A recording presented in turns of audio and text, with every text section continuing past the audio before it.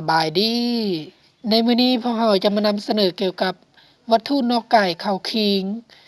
ของเข้าตา ถ้ามีของเข้าตา อย่ายี่ อย่าย่องตา ถ้าเราหากเห็นของนั้นเราก็สามารถเอามันออกได้ โดยแก้ผ้าเพมนที่สะอาด แจแตะออก ถ้าบ่เห็นของนั้น ต้องทีหิม ตาเบื้องลุมและเบื้องเทิงซอกเบิ่งทางในเนื้อนั้น ถ้าบ่เห็นอยู่เบื้องลุมก็อยู่เบื้องเทิงเฮาใช้วิธีดังนี้ 1. บอกให้คนเจ็บผู้นั้น เอาผ้าอัดดัง สั่งขี้มูกแห้งๆ 2. ถ้ายังบ่ออกอยู่ให้ดึงนั่งตาเบื้องเทิงแล้วเอามาปกเบื้องลุม คนตาเบื้องลุมทางเหนือ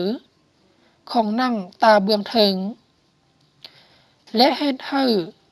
ของที่เข้าตานั้นออกได้ เอาของเข้าตาออกด้วยแก้ผ้าที่สะอาด ถ้าของเข้าตายังติดอยู่ให้เอานำหยอดใส่ตาแล้วพับตา มื่นตาเพื่อให้ของนั้นออก ถ้ายังบ่ออกมันอาจเข้าฟังในตา ฉะนั้น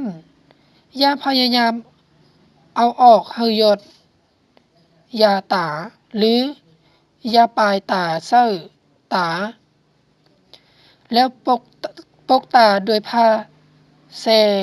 และนำส่งไปห้องหมอ ของเข้าดัง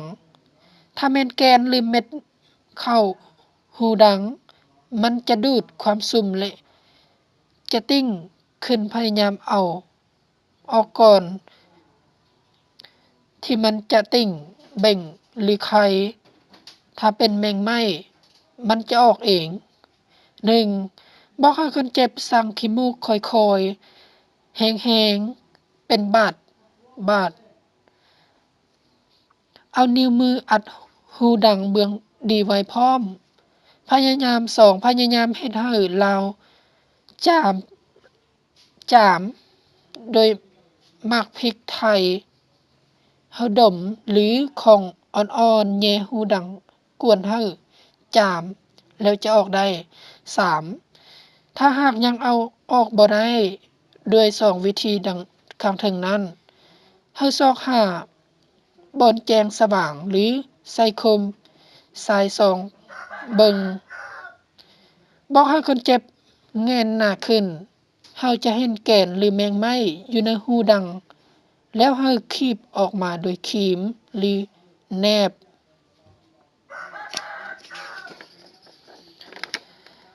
ของเข้าหู 1. ยาวนำหยอดใส่หูเพราะจะเฮ็ดให้แกนหรือมาดหรือเม็ดที่เข้าหู ติ่ง หูติ่งหรือไข่ 2. ให้เงียงหูเบื้องที่ของเข้าไปนั้น เพื่อให้ของนั้นตกออกมา 3. ถ้าแม่นแมงไหม้บ่ทันตาย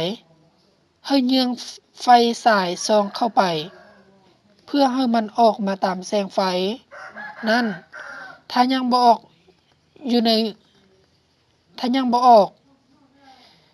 ให้หยอดยาหยอดหูลงใส่จัก 2-3 หยอด 4. ถ้าแม่นแกนหรือเม็ดหรืออันอื่นให้ส่องเบิ่งให้คัก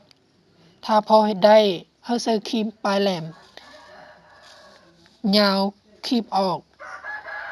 แต่ระวังอย่าให้เข้าไปในหูกลัวนั่นอีก 5. ถ้าหากเอาออกยากต้องส่งไปห้องหมอ ไม้เสียบ น้ำปัก เสร็จล้างอ้อมบาดแผลด้วยน้ำสะอาดหรือสบู่หรือเหล้า90ให้สะอาดดีแล้วให้เข็มลนไฟหรือแซเหล้า90หรือเข็มที่บ่ทันเสิร์หรือเข็มที่อาเสื้อบงหรือคีบออก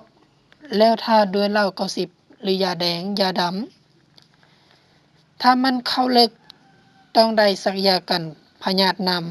ำท้องนำหรือหนังโพงอย่าจับหน้าโพงของแพไฟไหม้ล้างมือให้สะอาดเซ็ดหนังโพงด้วยเหล้า90หรือยาแดงยาดำใส่เข็มอาเสื้อโดยการลนไฟแทงนั่งสองข้างอยู่ตีนนั่งโพงบีบน้ำอยู่ในนั่นออกโดยพาแพรสะอาดอย่าดึงนั่งโพงนั่นออกจะแซบและหอนทาด้วยยาแดงหรือยาดำถ้านั่งโพงใหญ่ต้องได้เอาผ้าเซปกปิดไว้